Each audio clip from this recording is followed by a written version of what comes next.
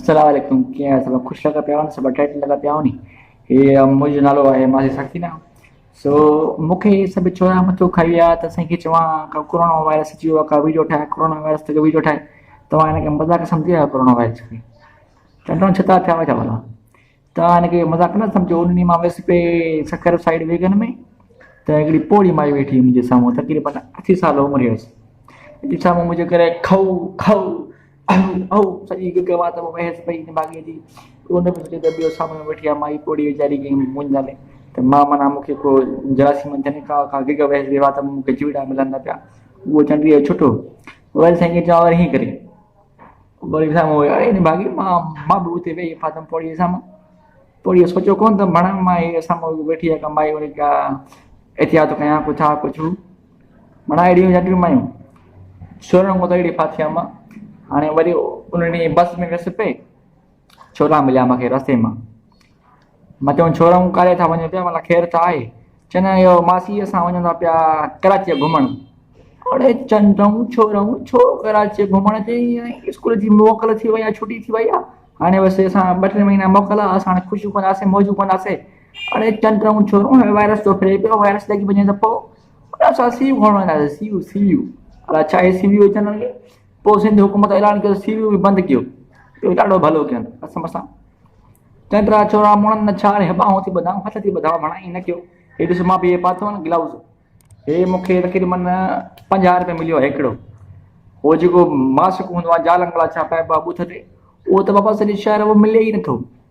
मूंखे कंहिंखे मिले थो सभु उहो साईं खे चवां 250 रुपया ॾियनि था पिया, 300 रुपया ॾियनि था पिया। अहिड़ो ज़म भणा नाक थी वियो आहे। छो भणा वायरस अची वियो आहे, माण्हुनि सां खणो मिलो बिलो न, माण्हुनि खे हथ ॿधो त भणा परे खां बसि उन घुरो जेको गानो आहे हुनजो मुमताज़ मौलवी जो परे खां प्यार सखणा, बसि परे खां प्यार सखणा ॾियो हीअं हथ ॿधी करे, बाक़ी कंहिंजे साम्हूं बाम्हूं न वञो, सम्झव न।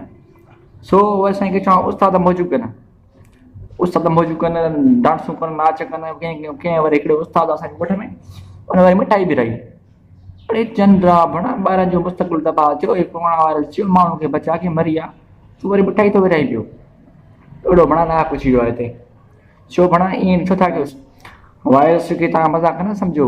वरी अमेरिका वारो ट्रंप जेको आहे सो ट्रंप वरी मूंखे काल ते काल करे असांखे चवां तूं का ॿुधाए माई सकीना का वायरस मूंखे खाली जान छॾाए। ऐं मां माई सकीना छा कयां भणा? मां हिन में हाणे कहिड़ी मां इंजेक्शन मां थोरो मां छा डॉक्टराणी छोड़ी थी वई आहियां? मां बि हिकिड़ी नंढड़ी माई आहियां, जवान आहियां मां, पर इहो माना मूंखे नथो अचे न, मां छा चवां हुनखे हाणे। राति ॾींहुं उथां थी सुबुह जो निंड मां त मूंखे ख़ासि थो करे पियो। साईं खे चवां हलो माई सकीना अहिड़ी का दवा अथई भला इजाद कई अथई? माना मां छा कयां हाणे? वरी सिंध वारो वज़ीर आज़म साईं खे चवां इलाही अरसो करे करे करे करे वञी ऐलान कयईं त हाणे तव्हां हीअं कयो हथ धो, घणो थी सघे जेतिरो थी सघे हथ धो। अड़े चंडा इहा त सभिनी ख़बर आहे, हथ कहिड़ा धोअण सां? तूं भणा ईअं न कयो, अलाह खे मञो, सिंध हुकूमत बि सभु ॿुधो।